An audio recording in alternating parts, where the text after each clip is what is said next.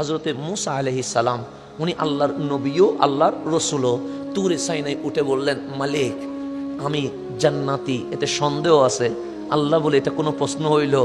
আমার কালিম যদি জান্নাতে না যায়, জান্নাতে যাবে কোথায়? তো আল্লাহ বলছে, আমার মুসা কালিমের জন্য আমি জান্নাতুল ফেরদাউসে এমন ব্যবস্থা করে রেখেছি, আমার মুসা দেখলে খুশি হয়ে যাবে। তো জান্নাতের মধ্যে সঙ্গী আছে না নাই? এখন কালিম বলছে, মালিক আমার জান্নাতের সঙ্গী কে হবে? আমার জান্নাতের সঙ্গী? তখন আল্লাহ বলছে, বলবো? হ্যাঁ বলেন। বলছে, তোমার জান্নাতের সঙ্গী হবে একজন কসাই। একজন কি? মুসা আলাইহিস সালামের মাথা ধরে গেছে। কোথায় আমি নবী, কোথায় আমি রসুল, কোথায় আমি কালিমুল্লাহ, আমার সাথে জান্নাতের সামান্য একটা কসাই থাকবে? এটা কেমনে হয়? এমপির সাথে তো এমপি না লাগবে, মন্ত্রীর সাথে মন্ত্রী লাগবে, কালিমকে আল্লাহ বলছে কসাই থাকবে তোমার সাথে। আশ্চর্য হয়ে গেছে। আল্লাহর উপরে কি কোনো কথা বলার সুযোগ আছে? তো কালিম বলছে, মালিক কসাইটা নিশ্চয়ই অনেক দামি হবে, নিশ্চয়ই অনেক। একটু আমার দেখা করার সুযোগ দিবানি, যে দুনিয়াতে একটু আমি দেখবো। তো আল্লাহ বলছেন, ঠিক আছে, তুমি নবী রসুল, দোয়া করলে ফেরত দেওয়ার কোনো সুযোগ নাই। তুরে সাইরা থেকে নামবা, 3 গ্রাম পার হইয়া একটা বাজার আছে, বাজারটা বিকেল বেলা বসে, সেখানে একটা গোস্তের দোকান আছে। ওই মাংসের দোকানে যিনি মাংস বিক্রি করছে, ওই কসাইটা তোমার জান্নাতের সঙ্গী হবে। কালিম তুরে সাইনা থেকে নেমে গেছে। নেমে 3 গ্রাম পার হইয়া গেলেন কোথায়? বাজারে। আসর বাদ বাজারে বসে গেছে। এখন কালিম দেখতে সবজির বাজার, মাছের বাজার, মুরগির বাজার।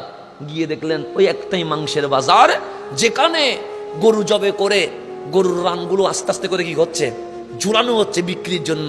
কালিম বুঝে গেলেন, এটাই আমার জান্নাতের সঙ্গী। দেখি ওর আমল কি, কোন আমলে সে আমার সাথে জান্নাতে থাকবে। তখন দেখলেন উনি মাংসের রানগুলো সুন্দর করে সাজাচ্ছে, মাংসগুলো কলিজা যা আছে এগুলো নিচে সুন্দর করে বিছাইছে। বিক্রি করার আগে রান থেকে ভালো 1 কেজি মাংস কেটে পলিথিনে ভরে এক কোনায় রেখে দিয়েছে। এখন মাংস কি করতেছেন? বিক্রি করতেছেন। ঘন্টা খানিকের ভিতরে বিক্রি শেষ। যখন বিক্রি শেষ, এখন আর কোনো কিনাই মাংস আছে শুধু কয় কেজি? ওই 1 কেজি যেটা পলিথিনের ভিতরে ছিল সেটা। কালিম বলে, কি করে একটু দেখি। দেখলেন দোকান আস্তে আস্তে বন্ধ করছে। ওই 1 কেজি মাংসটা নিয়ে দোকান বন্ধ করে দিছে রাওনা। কালিমুল্লাহ ওনার পিছনে পিছনে হাঁটতে শুরু করলেন। গিয়ে যখন ওই কৃষক ওই কসাইয়ের গড় বরাবর যখন পৌঁছলেন, কালিম দেখলেন উনি দরজা তালা দিয়ে গেছে। কি দিয়ে গেছে? মানে ঘরের ভিতর গিয়েও নাই। তালা যখন খুলছে, কালিম ডাক দিয়ে বলছেন, ইয়া রজল, এই ব্যক্তি, আনা মুসাফির, আমি একজন মুসাফির। দেখো সন্ধ্যা নেমে গেছে, আমি রাত্রে অন্ধকারে সফর করা সম্ভব হবে না, তোমার ঘরে কি আশ্রয় হবে? তখন কসাই বললেন, আপনি আজমি, মানে অপরিচিত মানুষ, জীবনে কোনোদিন দেখি নাই, মুসাফির, আপনি রাত্রে যাবেন কই? আমার ঘরে মেহমান হন। কালিমকে ঘরের ভিতর ঢুকাইছে।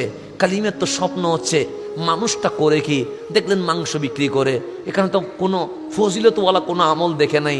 1 কেজি মাংস কাটি রাখছে, তা ঘরের জন্য রাখতে পারে, স্পেশাল কোনো আমল দেখে নাই। কিন্তু কালিমের একটা ইচ্ছা, সে করে কি? তখন বললেন, আসেন ঘরে। সামনের রুমে বসতে দিলেন। দেখলেন কসাই চলে গেছে রান্নাঘরে, মাংস কাটছে, কেটে রান্না করছে। রান্না করার পর সুন্দর করে রুটি বানাচ্ছে। রুটি বানানোর পর একটা প্লেটে রুটি নিলেন, একটা পাত্রে মাংস রান্না করা নিলেন, নিয়ে একটা ভিতরের রুমে, এটাও দরজা বন্ধ করা, ওইটা খুলে উনি ঢুকলেন। কালিম চোখ দিয়ে দেখতেছেন কি করে। দেখলেন ওই ঘরের ভিতরে একটা বৃদ্ধা মহিলা, যিনি বসতেও পারে না, উঠতেও পারে না, হাঁটতেও পারে না। ওই কসাই ওনাকে বৃদ্ধ মাকে ধরে বসালেন। বসায়া নিজ হাতে খাবার খাওয়াইয়া দিলেন। খাবার খাওয়ানোর পর নিজে ধরে গোসল করায়া কাপড় পরিষ্কার করে আবার বিছানায় শোয়া দিলেন। শোয়া ওই কসাই বের হয়ে বাকি যে মাংস আছে, রুটি আছে, এগুলো নিয়ে এসে মুসা কালিমুল্লাহর সামনে রেখে দুইজনে খাওয়ার জন্য বসলেন। কসাই বললেন, মেহমানদারি কবুল করেন। মেহমানদারি কি করেন? কালিম বলছেন, আমি খাবো না। সে কেন? আমার একটা প্রশ্ন আছে, সেটা জানতে হবে। সে কি প্রশ্ন? সে ওই ঘরের রুমের ভিতরে বৃদ্ধা মহিলাটাকে, সেটা আমার মা, তো উনি হাঁটতে চলতে পারে না। সে না, বার্ধক্যের কারণে উনি হাঁটতে চলতে পারে না। উনি খাই কিভাবে? আমি ডেলি 2 বার ওনাকে খাওয়াই। এক সকালবেলা ওনাকে আমি খাওয়ায়া সুন্দর করে বিছানা পরিষ্কার করে ঘুমায়া চলে যায় বাজারে। বাজার শেষ করে আবার এসে রান্না করে খাওয়ায়া আবার পরিষ্কার করে বিছানায় শোয়া দেয়। এরকম ডেলি 2 বার আমি ওনার যত্ন নিই, এই ছাড়া আর কিছু নয়। তখন কালিম বলে, আমি খাবো, একটা শর্ত আছে। যে কি শর্ত? আপনি যখন রুটিগুলো খাওয়াচ্ছিলেন তখন আপনার মা ফিস ফিস করে কি যেন দোয়া করেছিল, এটা আমারে বলা লাগবে। তখন কসাই বলছেন, শুনলে আপনি হাসবেন, ওই দোয়া শোনার দরকার নাই, মারা তো অনেক কিছু বলে, অসম্ভব জিনিস বলছে, এটা শুনলে আপনি ওনাকে পাগল বলবেন। না না, মায়ের দোয়াটা তো অন্তত শোনা লাগবে। যখন মুসা আলাইহিস সালাম যখন জোর করছে তখন কসাই বলছেন, কাউরে বলতে পারবেন না। সে বলবো না, হয়তো মানুষ শুনলে আমার মারে পাগলি বলবে, আমি এটা মানতে পারবো না, আমি কাউরে বলবো না। আমার মা কি বলছে জানেন? বনি ইসরাইলের মধ্যে সর্বশ্রেষ্ঠ নবী মুসা আলাইহিস সালাম। আমার মা বলছে, মালিক আমার সন্তান আমাকে ডেলি 2 বেলা খাবার খাওয়ায়া যত্ন নেই, আমি তার জন্য বুঝা, কিন্তু সে জীবনে কোনোদিন বুঝা মনে করে নাই। এই খেদমতের বিনিময়ে আমি মা তোমার কাছে একটা জিনিস চাই, আমার ছেলের দুনিয়াতে কিছু দিতে হবে না, কাল জান্নাতে মুসা আলাইহিস সালামের সঙ্গী বানায়া দিও। তো মুসা আলাইহিস সালাম বলছে, আরে তুমি যেটারে অসম্ভব মনে করছো, তুমি কি মুসার জীবনে দেখছো নি? সে না, মুসা আলাইহিস সালামকে দেখি নাই। তো আজ আমি মুসা তোমার কাছে চলে এসেছি, তোমার দোয়া কবুল। তোমার মা যে মালিককে বলেছে মুসার সাথে আমার ছেলের সঙ্গী বানায়া দিও, আমি মুসা তোমাকে দুনিয়ারও সঙ্গী বানালাম, আল্লাহ আখিরাতে তোমার জান্নাতের সঙ্গী বানায়া দিবে।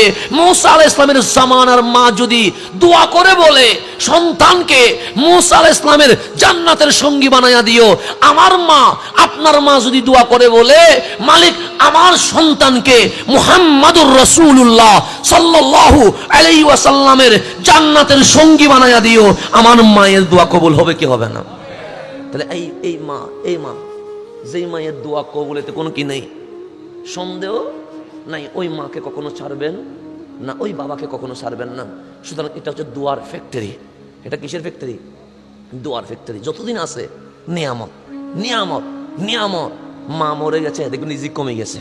মা আছে, রিজিক আছে। বাবা আছে, রিজিক আছে। বাবা চলে গেছে, অটোমেটিক রিজিক কি হয়ে গেছে? কমে গেছে। রব্বে করিম আমাদেরকে আমাদের মা বাবার খেদমত বুঝার জন্য তৌফিক দান করে। মা বাবাকে কখনো অবহেলা করবেন না।